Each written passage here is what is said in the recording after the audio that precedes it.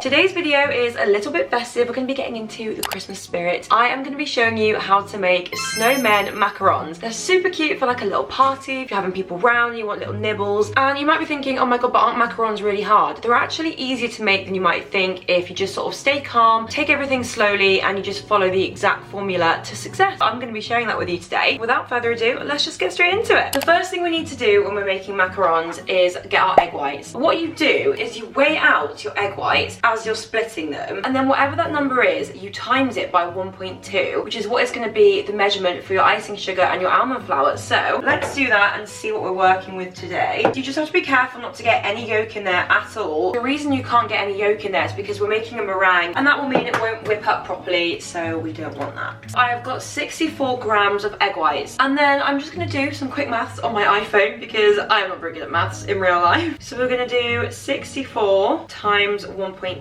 which is 76.8, so I'm going to round that up to like 77. I am then just going to measure out 77 grams of almond flour and then 77 grams of icing sugar. Oh my gosh, I just thought I didn't have enough icing sugar, but luckily I've got another one. That would have been a problem because it is actually Sunday today. And then really quickly, we're just going to stir this together. It doesn't have to be perfect at all, but just make sure it's sort of evenly combined. Then we're going to take a larger bowl and a small sieve. Put the sieve on top of the bowl, and we're going to actually sieve the almond and icing sugar mixture through the sieve, making sure there's absolutely no lumps, and just keep doing that until it's all done. It does take a bit of time, but it's worth it in the long run because it means that you're going to have nice and smooth macarons rather than them being like lumpy, and it can also cause the finished results to actually not get that texture right, so definitely don't skip this step. Okay, the longest part is over. You should have a very, very fine mixture, so we're going to put that to the side for a sec. Then we're going to take our big mixing bowl that we're going to make our meringue in, and we're going to get a kitchen towel and a little bit of white wine vinegar and just dab that onto the towel before rubbing it around the inside of your mixing bowl, because what that's going to do is just basically clean it out of any residue, which will ensure that our meringue whips up nicely and gives us the best results. Before we do anything else, we are just going to weigh out 64 grams of caster sugar, because whatever our egg whites weighed, which was 64, is what our caster sugar needs to weigh. We do equal parts for that. And then we're just going to add our egg whites into our mixing bowl and start whisking on a sort of low to medium speed, about a 4, basically until the egg whites start getting little bubbles. And then once they do, we then slowly add our caster sugar. I would say a teaspoon at a time until you've added all of it. And then what we do is we leave that to mix for 10 whole minutes, which is just going to help it froth up a bit. And then once we've done that, we then put the speed of the mixer up to a 6, and then we keep mixing until our meringue turns into stiff peaks. It has to be stiff peaks. That's the most important part, because otherwise we're just not going to get that correct texture. So let's do it.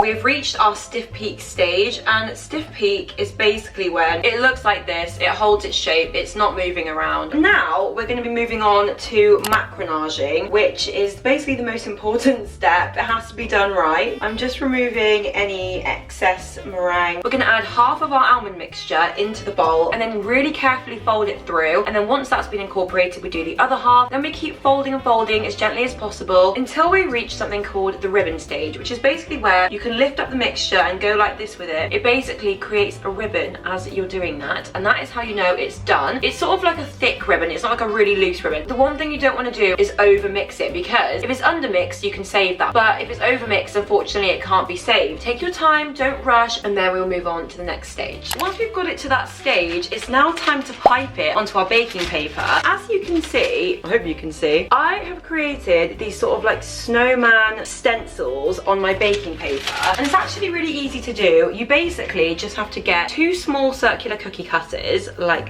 this. This one should be entirely circular, but I didn't actually have anything. And you just pencil them onto some baking paper. I've done 16 on here. You can definitely do that before you actually start making the macarons to save time. And then once you've done that, it's time to start piping. We're going to get a small circular piping nozzle that looks like this, because we definitely want to use one of these as it controls the pressure when we're piping, whereas if we didn't have one, it can just sort of splat everywhere. I'm going to get a piping bag, pop my little nozzle into the bottom, and then I'm just going to fill it with my macaron mixture. Again, you just want to work gently with this. You don't want to sort of damage the consistency that you've created. And obviously we don't add food colouring for snowmen as they're white, but if you have any sort of like white food colouring, definitely add that, because this is a sort of off-white because of the almond flour, but it doesn't really matter. And by the way, if you are ever adding food colouring to macarons, make sure that you use gel food colouring, because oil-based food colouring and any other kind can actually affect the recipe for the macarons and can cause them to not turn out how they should. So now that we've got it in the piping bag, we're actually going to pipe it onto our molds, and the way that you do this is you do it with a firm hand,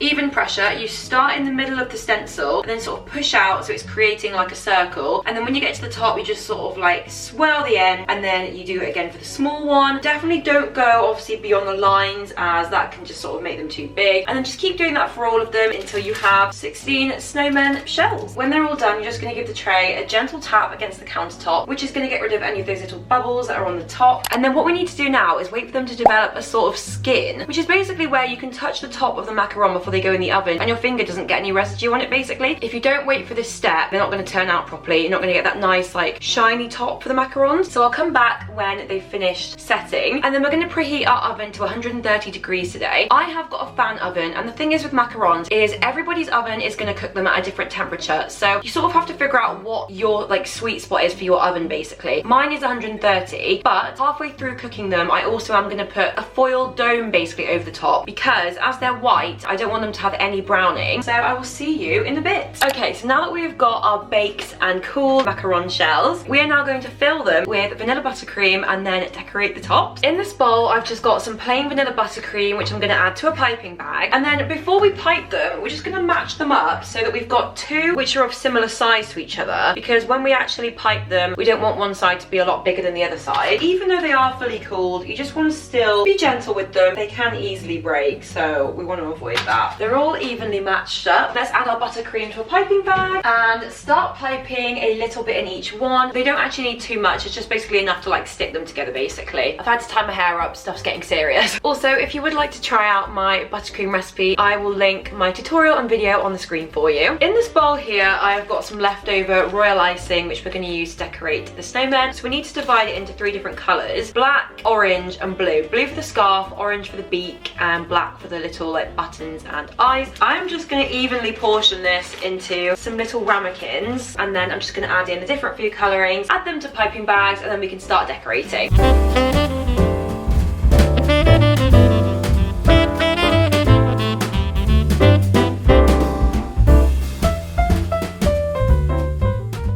Okay, so now that they're all piped and decorated, I'm going to come back tomorrow, let the decorations set fully, and then show you the finished result. It's the next day now. Our macarons have had enough time to dry and set. These are the finished results of the snowmen. Honestly, I'm absolutely obsessed with how these have turned out. Don't get me wrong, they are a labour of love, but the results are actually the cutest things ever. Let me just focus it. Oh, I'm shaking because I don't want to break it. They are absolutely adorable. Like, look at that. And the icing's completely dried because I used royal icing. Royal icing's a really easy combination of just egg whites whipped up with icing sugar, and then you can sort of like alter the thickness of it depending on what you're piping. These are the cutest Christmas macarons ever. You guys have to give them a try. Only the pieces of advice I would definitely give for this bake are just really keep an eye on the macarons in the oven. If they look like they're starting to go brown at the edges, just use a piece of foil, completely cover it with the foil, and also maybe put a tray above and underneath to sort of like keep the heat even on either side. Every oven is different. I would recommend baking them between the temperatures of 150 and 130. These are some I made today. You have to make sure they've completely cooled down before you take them off the tray. Really gently peel back the paper and sort of like push them up, or use like a spatula to sort of like get them out gently. Be really careful with this because they can be really delicate. And another thing, don't add too much buttercream to the middle, otherwise it can seep out. Make sure your buttercream's